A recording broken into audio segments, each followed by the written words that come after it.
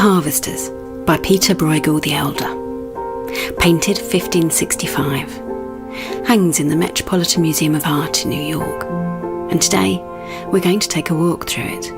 And if you've got a computer, tablet or phone handy, you can follow along. You can find a link to the image on the Moving Pictures page of the BBC Radio 4 website. Follow the link and you'll be taken to a super high-resolution photograph of the Harvesters, made by Google Arts and Culture. Once you're there, click on the painting to zoom in and in and in. You can see more than you can with the naked eye. The thread veins of tiny cracks in the paint, individual brushstrokes, the smallest details, half hidden by the artist. When I listen to the painting, what do I hear? Do I hear the wind?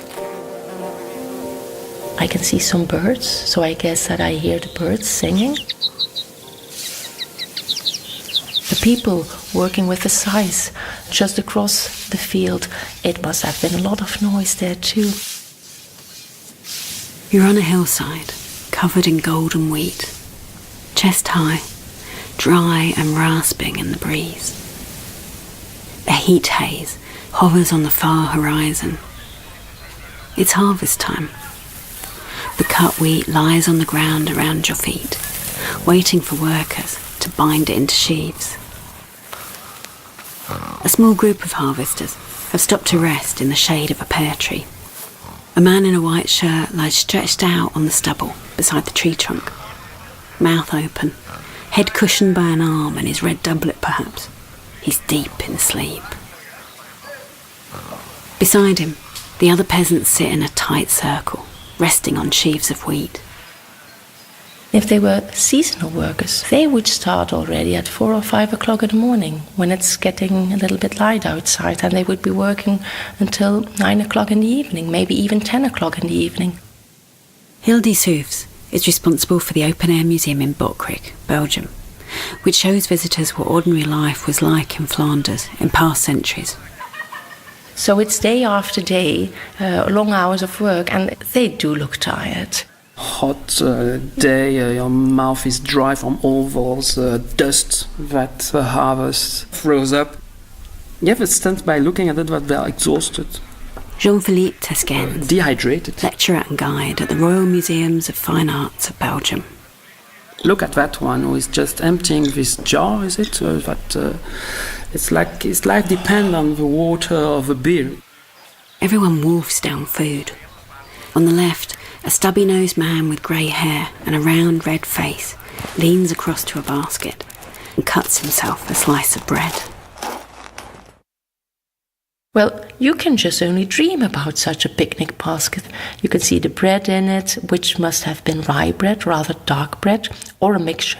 Or maybe, and that would have been heaven entirely, if the bread would have been made with the first grain, this would be top.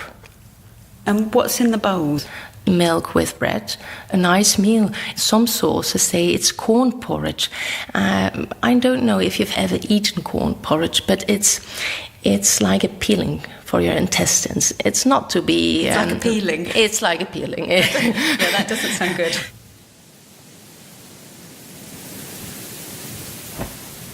The bright white cloth in the middle of the group is scattered with pears. We cannot enough value how important this must have been for them, because the first bite of a freshly picked seasonal fruit, it must have been a sensational feeling and a lot of joy that all of these things were coming to them at this point of time. There's a solid, boorish quality to the bodies of these peasants, with their ruddy faces and big, heavy hands. But down to earth. But always there's a soul in that very earthly form. I always feel there's an individuality in each of them, enough to bring a sparkle in the eye, or not a mechanical grin, but a true and faithful expression of a whole variety of human feelings and emotions. There's an imaginative projection into the bodies. You can feel him inside the bodies as he's painting. There's the lady who's sitting up very straight and eating. Mm-hmm. You know, each time He's made the jump. Yes.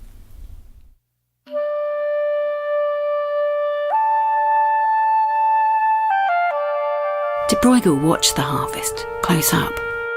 He used to slip out into the countryside in disguise, gate-crashing peasant fairs and weddings, observing how the people drank, danced, capered and made love. At least, that's how the story goes, and it was persuasive enough to earn him the nickname Peasant Bruegel.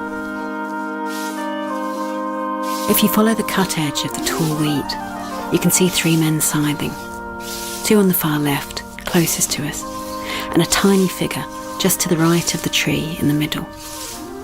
They're each frozen at different moments of their swing, as if the same man's been captured in a time-lapse photo. This is a little bit of Wikipedia page. People can look at the painting and they can see actually a manual how to do a harvest if I would have a crop of my own. Behind the lunch group, a man in a red doublet kneels on a sheaf as he binds it. A woman beside him bends almost double to bring loose stalks of wheat together. Her forehead rests on the bundle, her arms stretched to surround it. If you are working and you are working hard and you are in the moment, you do not think of time and space anymore. And you can imagine a dancer from a very top ballet or dance group performing like this. To me, he's saying they are in the flow of the moment. They have performed these movements so often, it's like you're looking at, for example, a pizza baker who has done this for 60 years and is doing it so fluently that you think it must be easy. And that's a very idyllic view on the bucolic and on the traditional rural life too. Follow the path down the hill, through the wheat field, past the man bringing more beer to the workers. Turn left in the heart of the field. There are 3 women ahead of you. Claudia Goldstein, professor at William Patterson University in New Jersey. It's actually a part of the painting, if you zoom in on it, that's very, very simple. It's just a lot of this golden yellow with a stripe down the middle that has these 3 figures in it. And I think it's beautiful, and I also think if you really zoom in on them, particularly the one who's not carrying anything, I feel like you can tell that she's thinking about something. She's looking down, but you get a sense that she's a real person. There's a sense of pensiveness, isn't there? There is, and it's almost like a little mini portrait in the center of the painting, and you wouldn't necessarily notice her. You know, when you stand in front of the painting at the Met, there's no way you could get this close to see the expression on her face. Or, I mean, the guards will yell at you if you get anywhere near that close. So I think, but you know, the wonderful thing about Bruegel, and really to me the wonderful thing about Northern Renaissance art in general, is that the more you look at it, the more you find. There's no area that isn't thought about. Even the background is treated like foreground. Keep walking down into the valley, where the yellow wheat gives way to green grass. There's a pond on your right. Follow the narrow raised path beside it to the crossroads. Can you see the cart, piled high with golden straw? It looks a bit like a loaf of bread on wheels. The effort of that ox, the full muscular tension, the enormous effort to tract the whole cart. But keen observation of the body again. Mm-hmm. You know, he's even inhabiting his oxes. Yes. Yes. But then the problematic immobility of the wheels. This is back to 16th century, of course. We have a very clear view of the spokes, and you shouldn't see them if it's on the move. That might be why the ox is having to do so much work. It's got to launch the whole thing. It's got a faulty cart. Yes. Behind the hay wagon, if we zoom in carefully, In and in and in. in and in and in indeed, then we see some more fruit trees. And then it gets exciting, because if we look carefully, we see 4 figures. Tiny, they're tiny, aren't they? Yes, So they are very tiny. The orchard, presumably the orchard belonging to the castle. This is definitely the orchard belonging to the castle. Yes, you can see the wall around it saying no trespassing. But this person, just behind a hay wagon, this is one of the guards of the castle, and he's in hot pursuit. And if we want to know who's in hot pursuit of, we have to continue to the left of the painting, where you can see the wall around the castle and the grounds, and you can see another guard and two persons trying to escape. We call it scrumping in England. What do you call it? Do you have a word like that? Blunderen. Blunderer. Yeah. Ah, nice. It's cool and shady here in the orchard. Turn so that the ox cart with its bright yellow straw is on your right, and the castle is on your left. Walk straight on, across the width of the painting. Up ahead, there's another smaller pond. Not everyone's working today. He is depicting the different stages of a group of monks getting into the water. So firstly we see one of them, and he is fully clad, so it seems. Yes, the color of the clothes, the fact that there's a hood on them would allow us to think that they may be monks. One next to him, well, he is rather bare. very naked. He is very naked. Then we see somebody into the water, full bottom up. Little buttocks. They look very joyful. I Yes. can't quite figure out why, but there's Monk's something mind. very joyful about those buttocks. Yes. Yes, the pleasure to enjoy a hot summer day, just there in the cool under the shade of a tree. Someone is trying out the water. Is it too cool or too hot? Another one is just, well, he is kind of jubilee, or yes, he is liking it a lot. Oh, yes. It's almost he's holding his hands up as he dips in the water. Colder. If you are trying out the water, it means that there must be days, and probably in Flanders a lot of days, that the water is rather cold to have a try at. So to me it means, yes, it's this kind of day, it's the day that the water temperature and the air is just perfect for having a swim, and they are just enjoying it. You can see it by the way that they are behaving, their forms. This is fun.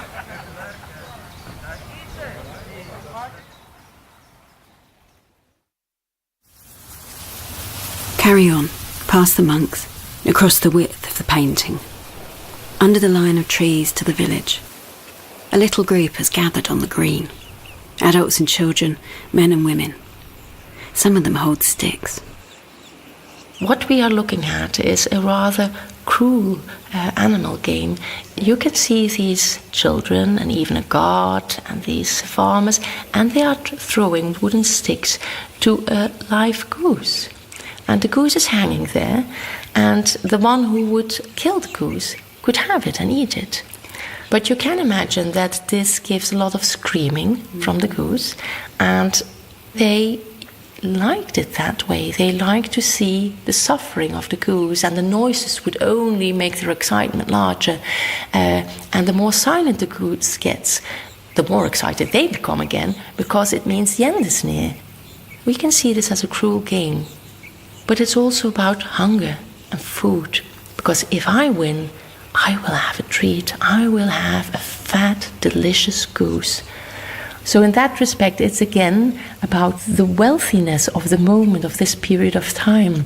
The animals are almost ready to harvest, actually, to be slaughtered too. Zoom out of the painting a little. Behind the village, away in the distance, is the coast. And if you look closely, you can just make out the mast of ships at anchor and the cream-coloured sail of a vessel heading out to the open sea. Far over to the left, there's another golden yellow hill. A path cuts across the fields to the top. Some tiny figures are trudging along it, and a cart.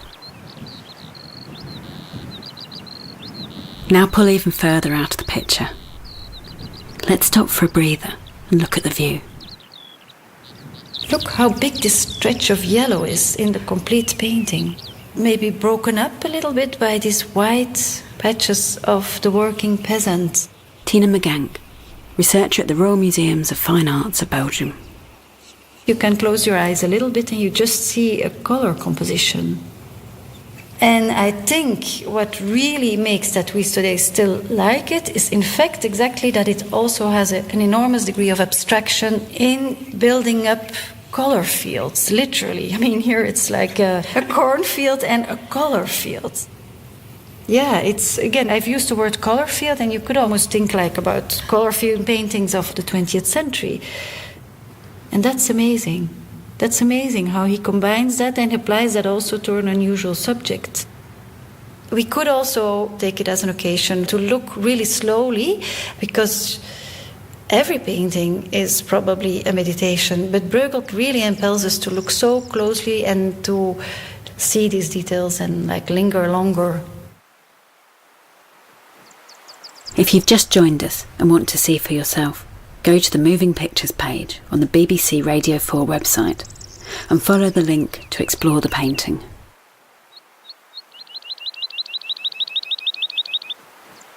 The yellow and green colours that Bruegel uses in this painting were comparatively cheap to buy, fitting for its subject.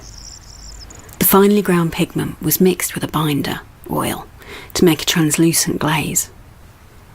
This was then applied to a carefully prepared surface. Jean-Philippe Tesquens. First you have a wooden panel, you have to prepare it, to polish it, to get a surface that would be as smooth as a mirror would be. Mm-hmm. The wood would then be entirely covered by glue, and then after that there would be a thick layer of chalk that would have been very finely ground, and again that layer would be polished, and after that came the drawing. It is now called the underdrawing, because that drawing will later be totally hidden by the thin coats of the paint. Imagine for the darker tones about 10 to sometimes 15 layers of very thin glazes would very slowly add the depth to the color. So the more dark the color is, the more layers you have to get that effect. But never forget that the glazes are transparent. And so you have always as a reminder of the inner light of a painting, which is that very thick, almost like a layer of plaster today, that chalk that would reflect from within. And so that's the glow. Yes, the glow. And for instance, if you are checking the background of a painting, there are the thinnest of them all for what concerns the glazes. There are only one or few of them, and you can perceive the white background of it. So this is the white sky right at the back of the painting. It's actually, that's the closest to the ground, the chalk ground. Yes. Because 15 layers, I mean, I was thinking the amount of time that would take to dry in between. It dries very slowly, but this is also what explained that he was able, like his predecessors, to rework every detail, or even because it was drying very slowly. Very slowly. It allows you to have a much more minute hand. And with a brush with only a few hair, you can rework the tiniest detail of them all.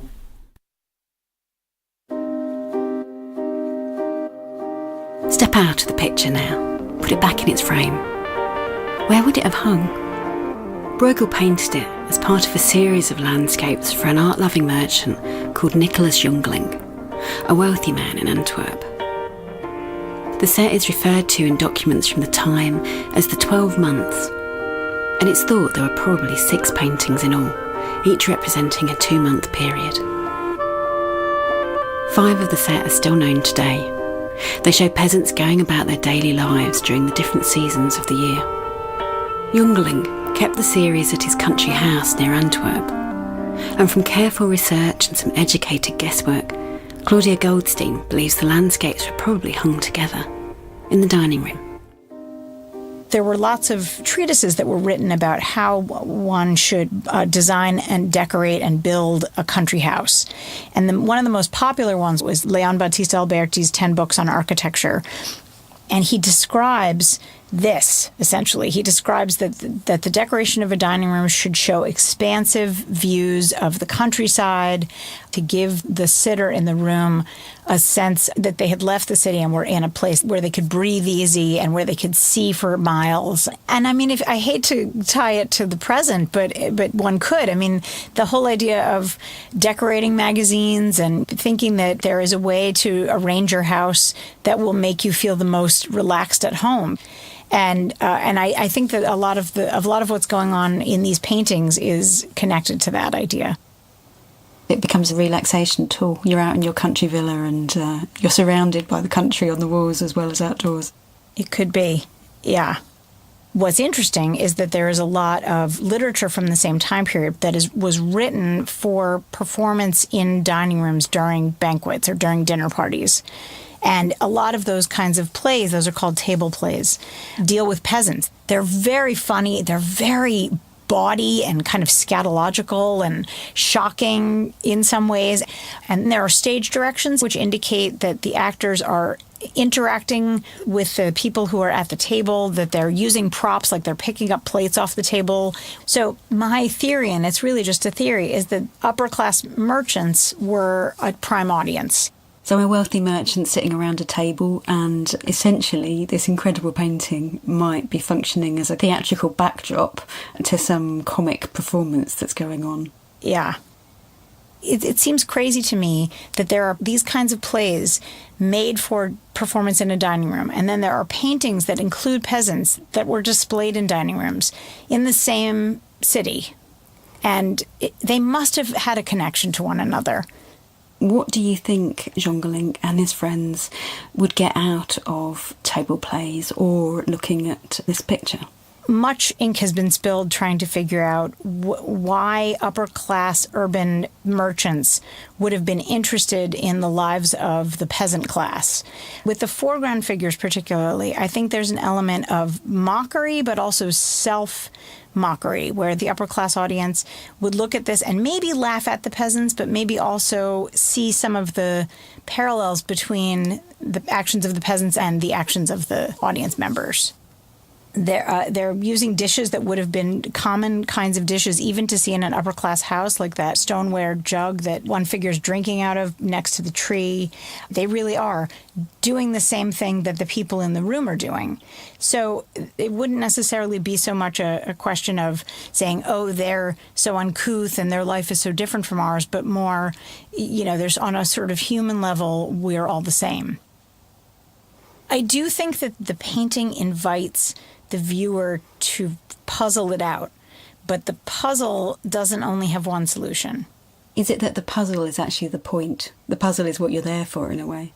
Yes. What better thing to have at a dinner party than a set of conversation pieces that don't offer an answer, but instead offer possibilities, and then you and your dinner mates argue about the answer, or laugh about the answer, but it becomes a topic of discussion, and so the very inability to pin it down is the thing that makes it fun. Or you could also think, like, we are sitting today in the evening on your couch on a Friday evening, and you would be sitting there together with your family, maybe even a blanket, and you would be looking at a program, for example, a dance program or a singing program, and everybody from your family would be commenting upon it. Oh, look what she's wearing. I think she's better than the other one. Actually, we are doing this all the time. We are commenting on images too. And they did the same thing. I think that it was part of the honor that was granted to you. It was not only the honor of being invited, but it meant also that he thought you were a clever and interesting enough discussion partner to have there and then. Can you see what I see? Would have been kind of a convivium idea at this merchant's table. Well, there wouldn't have been enough time, I can imagine, just to take in all of the details and ask each other playfully all of the questions you can imagine. Something else intrigues me. The year 1565 saw the coldest winter anyone could remember. Bruegel's response was to produce the first oil paintings of snow in art history, including another work in this series, Hunters in the Snow. An icy painting in which 3 hunters return from an unsuccessful expedition accompanied by their dogs. It seems to me that The Harvesters, also painted in 1565, is just as much a response to that chilly experience. It's the distilled essence of summer. It makes me think of sitting in the oak tree at the bottom of my garden when I was little. Over the fence was a huge wheat field. It was fire dry in the hot summers of the 80s. I dangled my feet from a branch high up above and listened to the wind move through millions of wheat stalks. For Hildy Soofs, the connection is even more personal. My family name, and it must be difficult to pronounce for somebody who's English. In Dutch it is Soofs, and it comes from shafts. The people who were binding the shafts, they were the one who got the family name Soofs. So when I look at them, I think, these could be my forefathers and foremothers working their ass off in the fields. Yes, my ancestors in some kind of way. My grandparents had a farm, and they didn't have any seasonal workers. We were the seasonal workers they had. And we had to work all summer long. And what was your job within the harvest? What we did was, at home, we would be making water with lemons and a bit of sugar, and this was homemade lemonade then, and it would be kept very coolly, so that the ones who were doing the hard work, we would bring it to them. My grandmother always told me when we were going through the fields, delivering some food or drinks to the men working, she would tell me these stories, these personal stories, when she was a small girl. And she grew up on a farm too, in a neighboring village. And she said, this is the most wonderful memory that I have. Me and my brothers and sisters out in the fields.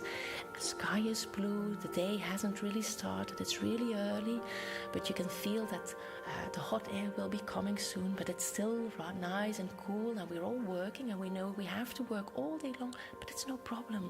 We were singing all day long, and the more tired they got, the more enthusiastic the songs became, because singing like this invigorated them. It's kind of a pity when I look at the painting for myself. It's a personal question, and I think, would they have been singing? So. I think I'm imagining them singing. When they get up from having lunch, then they'll be tired and they might just start a little singing.